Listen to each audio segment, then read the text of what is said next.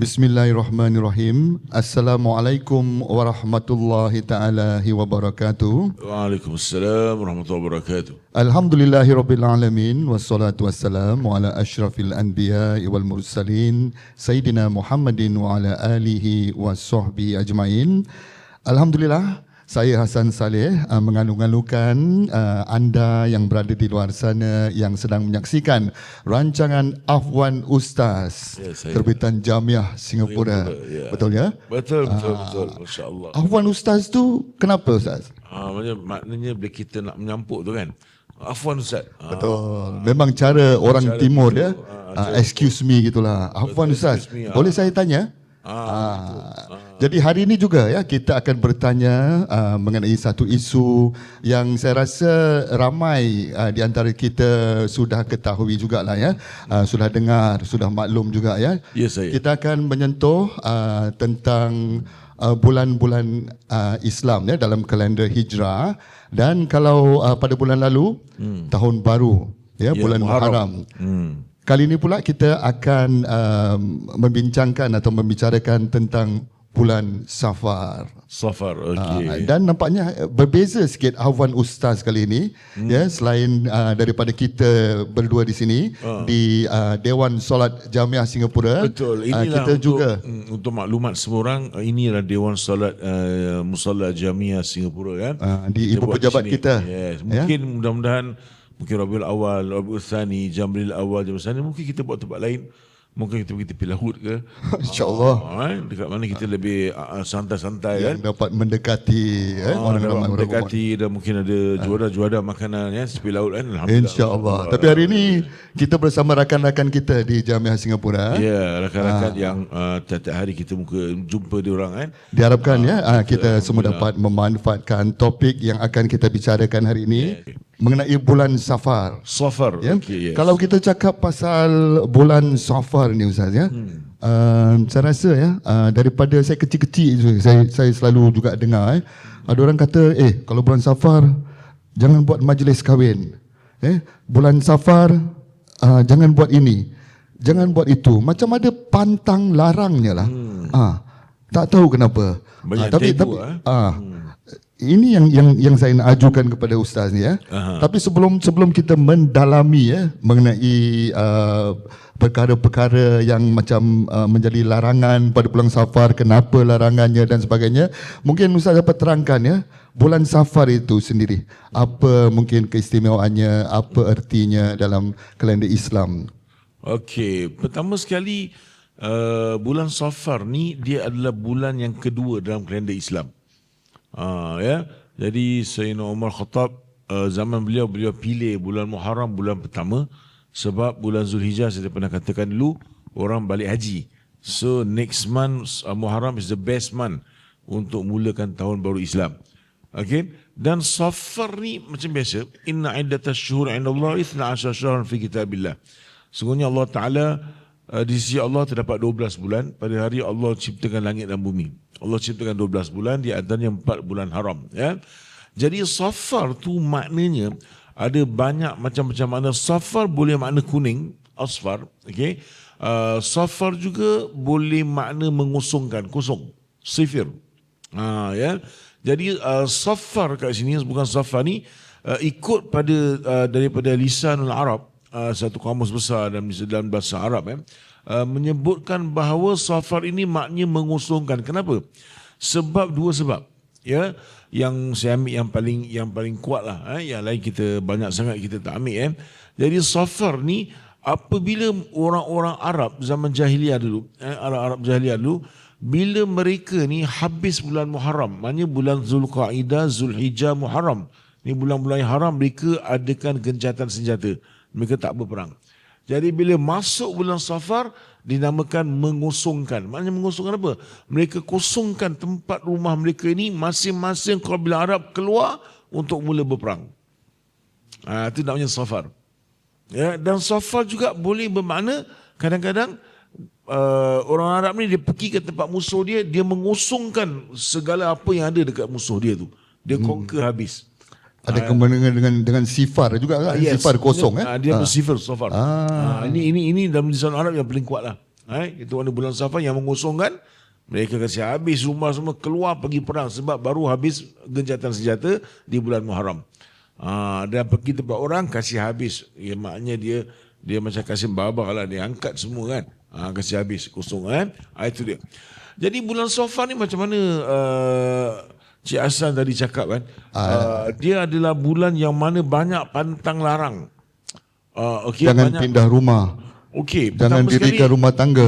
Jangan buka bisnes. Macam-macam saya dengar ni. Jangan buka bisnes, jangan dirikan rumah tangga. Kisah yang ambil satu, jangan dirikan rumah tangga. Bila orang Melayu ni, dia orang ambil katakan jangan berkahwin pada bulan Safar. Jangan buat majlis bulan Safar, jangan nikah bulan Safar. Jangan bina rumah. Dulu orang buat bina rumah kat kampung, beli tanah dekat dalam hutan ke apa. Contoh nak buat apa? Buat rumah. Jangan buat bulan Safar. Jangan pindah rumah bulan Safar. Kita ambil satu lah, banyak sangat. Jangan kahwin bulan Safar. Itu takut ada yang ada niat nak kahwin ni tak jadi pula bulan Safar ni, tangguh pula bulan Rabiul Awal pula. Tunggu bulan 12 je. Okey. Jadi bulan Safar ni kalau kita kata tak boleh kahwin, tak bagus kahwin, sebenarnya kalau kita kaji balik ya, Rasulullah sallallahu alaihi wasallam bernikah dengan Sayyidatina Khadijah binti Khuwailid radhiyallahu anha ikut ulama yang kuat mengatakan bulan Safar. Sebelum Nabi SAW diangkat menjadi Nabi lah umur 25 tahun. Dan bulan Safar juga dikatakan tarikh perkahwinan, bulan yang mana berlangsung perkahwinan dua orang insan yang mulia selepas Rasulullah SAW. Siapa? Sayyidina Ali karamallahu wajhah dengan Sayyidatuna Fatimah Zahrah radhiyallahu anha. Fatimah yang wangi, Fatimah yang suci. Ummu Abiha disebutkan, ibu kepada bapaknya, maknanya dia menjaga ayahnya Rasulullah SAW dengan baik. Dia anak yang terakhir, anak bongsu Nabi SAW. Dan Sayyidina Ali karamallahu wajhah menaruh perasaan pada Fatimah ni lama, besar kecil besar sama-sama, menaruh harapan, menaruh hati, tapi malu nak cakap. Macam ramai lah kat sini yang menaruh hati dengan orang tapi malu nak cakap kan. Macam gitulah. Tapi akhirnya dari takdirkan jodoh-jodoh. Dia berlaku bulan Safar. Bulan Safar. Okey, so ini menolak lah bila orang cakap tak boleh kahwin bulan Safar. Habis cerai boleh tak bulan Safar? Nasib bang kan.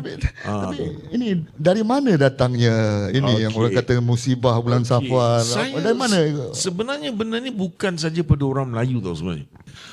Tetapi dalam masyarakat Arab sebelum ini, zaman jahiliyah pun memang dah ada isu Safar ni. That's why Nabi SAW pernah bersabda dalam hadis yang mafhum, hadis itu sahih. Namanya tidak ada perkara, tidak ada benda, tidak ada bulan, tidak ada burung hantu pun yang akan menjadikan musibah kepada sesiapa pun, walaupun bulan Safar. Tidak ada. Mana bulan Safar ni bukan satu musibah, bukan. Ini Nabi SAW sebutkan dalam satu hadis. Jadi bermakna kalau kita tengok bulan Safar ni, orang-orang Arab daripada dulu zaman jahiliyah sudah ada macam tabu lah. Satu macam ada pantang dengan bulan Safar ni. Jadi kemungkinan dia turun-temurun sampai ke orang Melayu lah. Wallahualam. Mungkin juga begitu kan. Tapi memang tak ada dalam Al-Quran ataupun hadis yang mengatakan bulan Safar bulan musibah. Tak ada. Semua bulan adalah bulan yang baik. Pada bila masa awak nak nikah, nak kahwin, secepat mungkin. Nabi suruh secepat mungkin. Jangan lambat-lambat.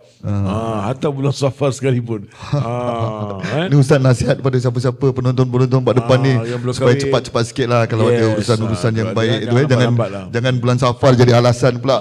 Bulan Safar jadi alasan tak bagus. Bukan begitu, tak ada. Tapi kalau dibandingkan sekarang ini dengan mungkin 10-20 tahun yang dahulu sudah berkurangan saya dengar di kalangan masyarakat kita Dulu saya masih kecil lagi tu jam. Tadi saya tak bilang umur saya berapa. Okey. Itu jam tahun 70-an, mungkin 60-an, 70-an, 60-an saya belum hidup lagi. 70-an dah baru hidup, baru lahir. Saya dah dah hidup Alhamdulillah. Jadi mungkin generasi Cik Hasan mungkin nampak di mana masyarakat Melayu kita ada satu upacara ritual yang dinamakan mandi Safar. Untuk tujuannya supaya menghilangkan, menjauhkan apa-apa musibah yang tak baik. Sudah tentu benda ini salah dari hukum agama Islam. Ini satu benda khurafat kita panggil, yang direka-reka, yang tak betul. But satu sini ambil kesempatan saya cakap, saya compliment, we have to compliment, give credits kepada kita punya guru-guru agama yang lama. Kemungkinan Persatuan Jamiah pun pada waktu itu main peranan guru-guru agama lama kita di Jamiah di luar sana ya. Mereka ni bertungkus lumus untuk nak meluruskan fahaman yang silap ni. Bukan senang kita nak ubah satu adat yang sudah dipegang lagi-lagi oleh bangsa kita, bangsa Melayu. Di mana dalam bangsa Melayu ni ada pepatah mengatakan biar mati anak jangan mati adat. Tapi adat bukan ibadat. Yes. Ya? Jadi sebenarnya Islam tak pernah membatalkan adat. Islam datang, Islam tak pernah batalkan adat. Okay, doesn't mean kita ada adat kena tolak semua adat, kena ikut sunnah. Bukan macam itu. Sunnah kita ikut. Betul. Kita junjung. Adat pun tak salah selagi adat itu tidak bercanggah dengan hukum syariat Islam. Itu maknanya ya. Jadi mandi safar ni tidak adalah. Dan kalau kita sebagai orang Islam kita berpegang begini tu ada takdir kita panggil qada. Qada dan qadar. Qada dan qadar. Qadar tu makna apa? Ma qadarallah. Apa yang Allah dah tentukan sejak azali lagi. Qada tu maknanya apa? Bila pelaksanaan. Macam let's say saya ditakdirkan let's say lahir pada tahun sekian. Okay. Jadi bila saya itu dah ditakdirkan Allah sejak azali. Bila sampai masa tu lahir saya, itu qada. Sama juga kita keluar ni satu orang mungkin Cik Arif ke siapa akan telah ditakdirkan oleh Allah akan bernikah tahun ni. Contoh contoh itu bulan takdir, Safar pun. Takdir. Bulan Safar akhir. Itu qadar. Allah dah tentukan. Bila bernikah betul-betul itu maknanya qada, pelaksanaannya. Dan jadi kita sentuh sikit bab ni. Qada ada dua secara ringkasnya. Satu qada mubram, yang satu qada muallaq. Qada mubram ni memang tak berubah lah. Maknanya segala apa Allah tentukan masa kita, umur kita, rezeki kita dah tetap. Tapi ada qada muallaq, qada yang tergantung dengan dua benda, iaitu usaha dan doa. Usaha dan doa. Kalau contoh saya keluar daripada Jamiah, na'udzubillah misalnya contoh start kereta, ditakdirkan Allah keluar ni lorong 12 keluar, pap accident, ditakdirkan. Tapi sebelum saya keluar, saya baca doa, Bismillahirrahmanirrahim, wa mursaha inna rabbi laghafur rahim, subhanalladzi sakharana hadza wa ma kunna lahu muqrinin, ila akhir. Lepas tu saya start kereta, saya bawa dengan cara yang penuh berkhidmat dan baca doa. Ataupun mungkin sebelum saya keluar, saya sedekah. Pagi ni sedekah subuh.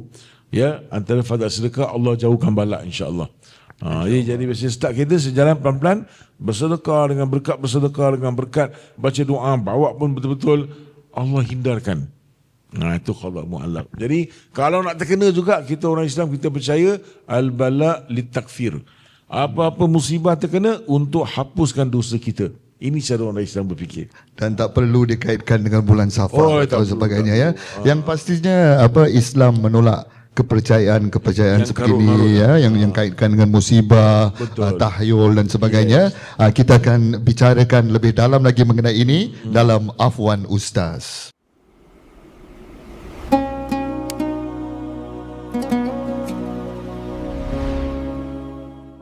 Terima kasih kerana masih lagi bersama dalam rancangan Afwan Ustaz yang kali ini menghususkan kepada bulan Safar. Bulan Safar, adakah bulan musibah? Oh tidak. Dan kenapa Islam Ustaz begitu menolak kepercayaan sebegini mengenai tahyul, petanda buruk? Mungkin Ustaz dapat kongsi nas-nasnya. Pertama sekali pasal kita tidak mahu hidup dalam keadaan yang tidak stabil, dalam keadaan yang ketakutan, dalam keadaan yang syak, ragu-ragu dan sentiasa sabitkan benda dengan perkara-perkara yang lain. Macam kita ada juga, masyarakat Arab pun ada juga, bukan Melayu saja. Bila nak keluar contoh, bila kita nak keluar sekali terjatuh, kita dah sabit, ini mesti ada something kat luar, petanda tak baik, jangan keluar.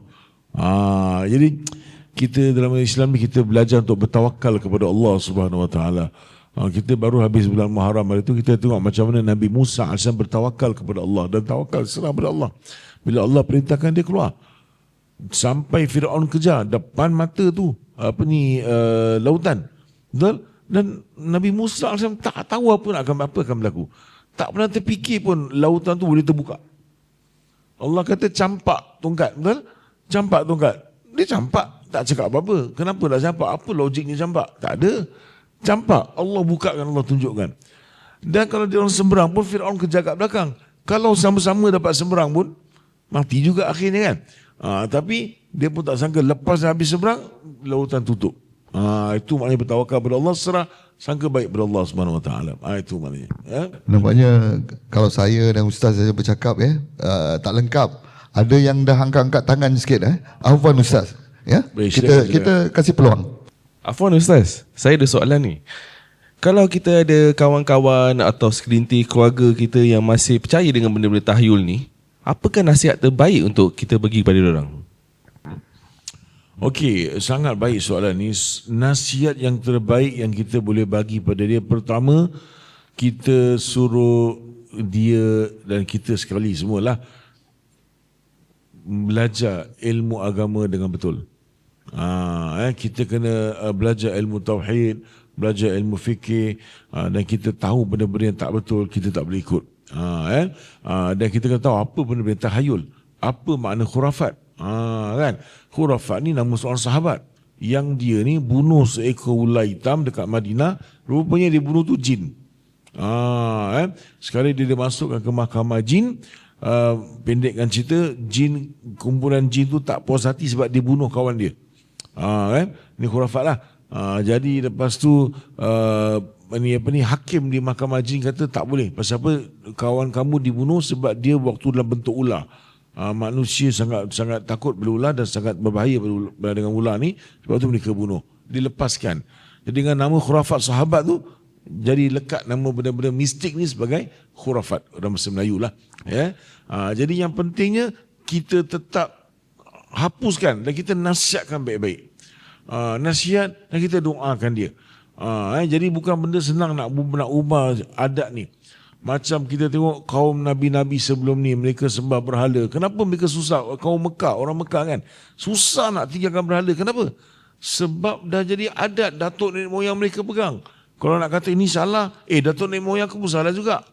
Begitu. Jadi kalau kita kata, awak mandi safar ni berdosa tau, tak ada dalam Islam. Habis awak nak cakap datuk nenek moyang saya salah ke? Begitu. Wajadna ma'ali aba'ana. Mana kami mendapati benda ni apa dipegang oleh bapak-bapak kami sebelum ni. Jadi susah manusia akan ta'assub pada keturunan dia. Jadi kita nasihat baik-baik, kita bagi tahu semoga Allah ampunkan dosa-dosa orang lama.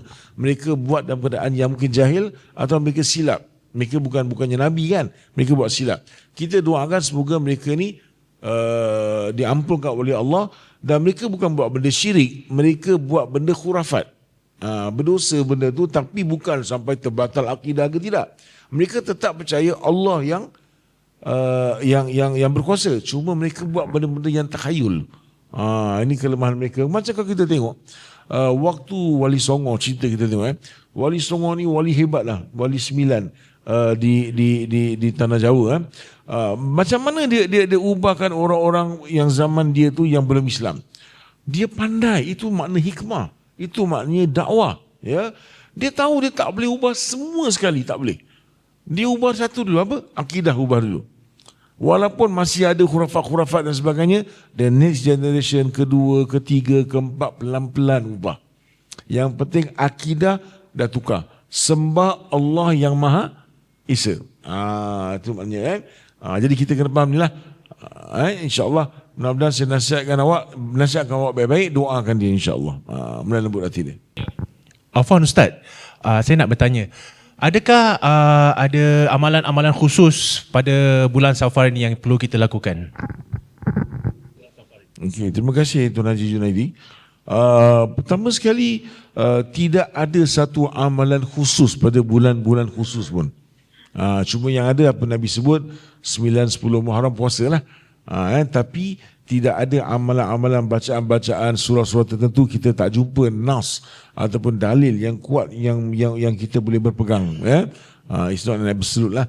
Jadi walhasil kita baca apa yang memudahkan kita daripada Quran. Faqra'u ma tayassara minal Quran. Bacalah apa yang mudahkan kamu daripada Al-Quran. Sebagai amalan biasa, bukan pasal bulan Safar, bukan. Dan keduanya, di samping Nabi SAW galakkan kita baca Quran, Nabi SAW juga ajar kita zikir-zikir. yang banyak warid daripada Nabi SAW dengan banyak fadilat di kelebihan dia, ya. Yang akan ada zikir boleh menenangkan hati, tambahkan buka pintu rezeki kita, insya-Allah.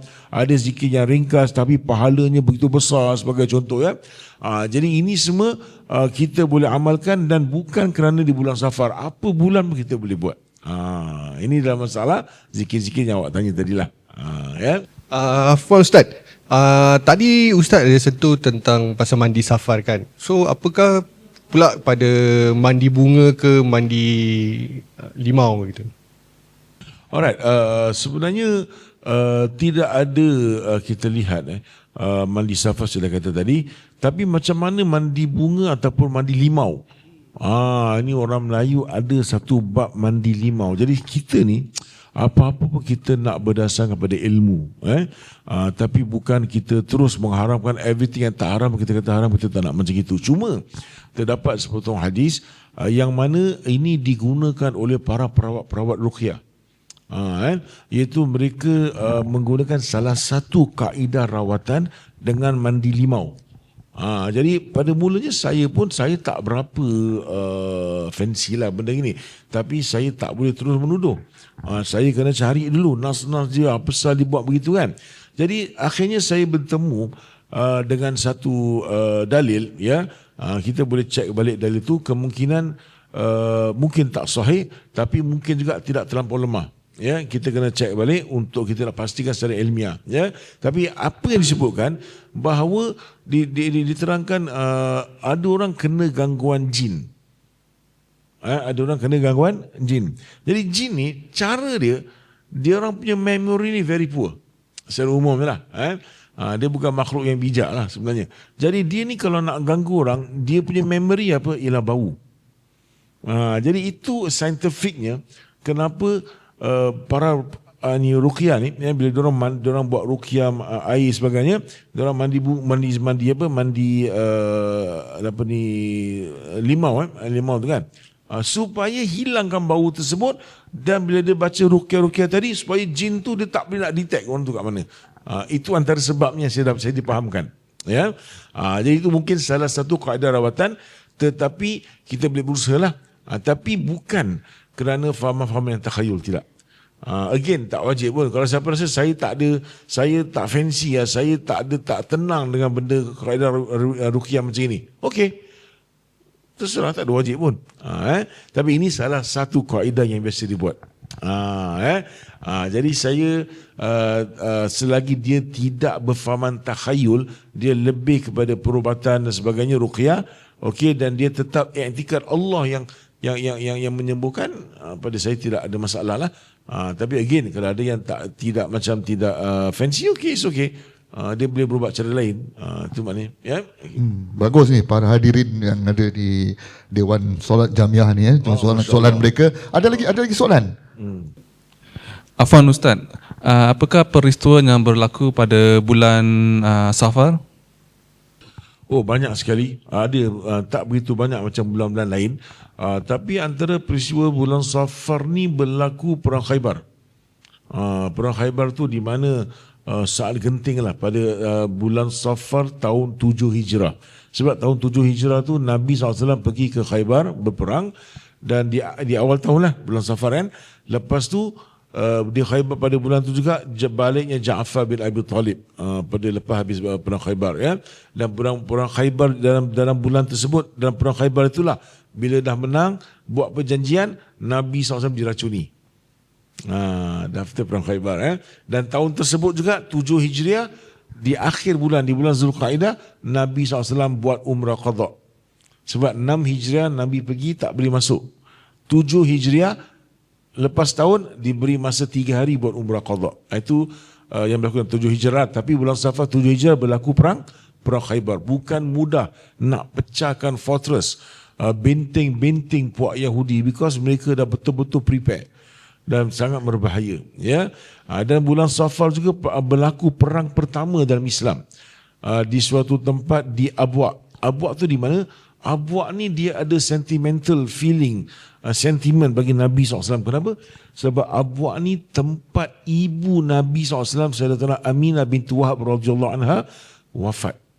Jadi Nabi SAW ke sana bersama ibunya dan siapa nama Halimatus, bukan Halimatus ni apa, Ummu Aiman. 3 orang. Nabi SAW masih kecil lagi pergi ziarah kubur bapa Nabi SAW. Bila balik tu ibunya meninggal di Abwa, di antara Mekah dengan Madinah, dan Nabi SAW berada di situ. Nabi menangis. Sentimental dan berlaku perang di Abwa. Perang yang pertama, tetapi akhirnya pihak musuh menyerah dan mereka buat perdamaian dengan Nabi SAW. Itu pertama perang, Ghazwah pertama sebelum perang Badar. Itu tahun 2 Hijrah. Bila Nabi SAW dah masuk ke Madinah hijrah, pertama Ghazwah tu, maknanya Ghazwah tu Nabi pergi sama. Cuma bila pergi tak jadi perang.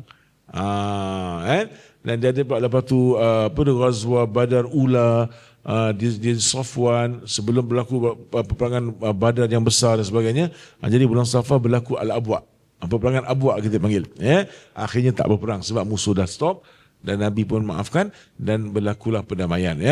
Ini yang benar-benar berlaku bulan Safar lah. Dan kemudian bulan Safar juga, sebenarnya jangan lupa Nabi SAW bukan hijrah bulan Muharram, bukan. Nabi SAW mula hijrah bulan Safar juga. Nabi keluar dari rumah tu 27 Safar. Itu peristiwa berlaku. Sampai dekat Madinah, sebelum Madinah tu sampai dekat Quba 8 hari bulan Rabiul Awal. Okey. Sebab lepas Safar Rabiul Awal kan. Begitu.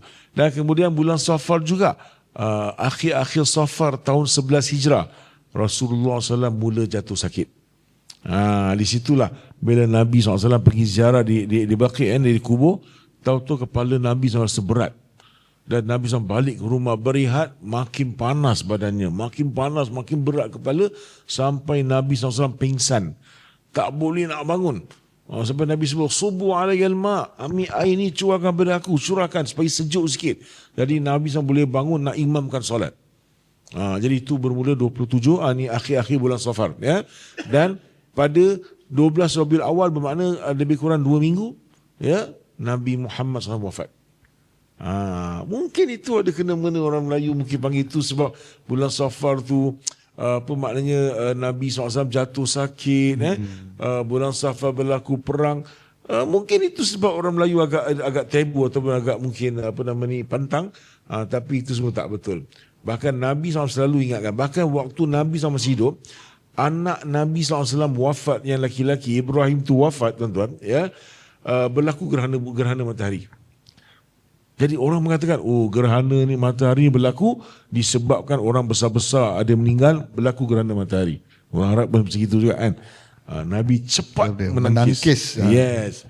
Sesungguhnya bulan dan matahari dan bulan ni adalah 2 tanda kebesaran Allah.